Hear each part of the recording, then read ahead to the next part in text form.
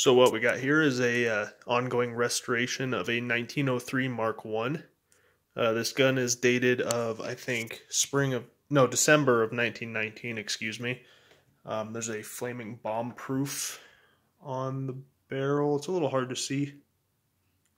November, not December, I'm sorry. November of 1919, so post-World War I. But then again, none of the Mark Is were in service in World War I. This is all an original gun. Surprisingly, it still has the Pedersen capable parts in it. There's a little secondary disconnector sear on the trigger that's modified from standard.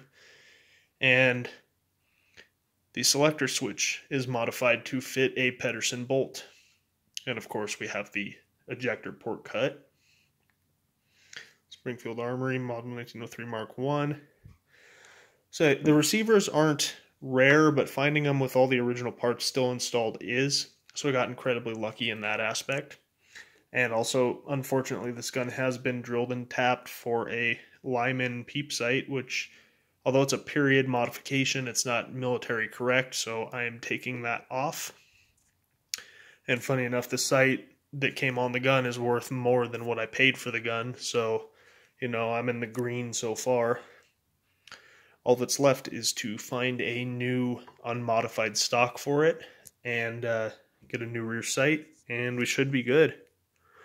So yeah, just a neat little piece of American history here.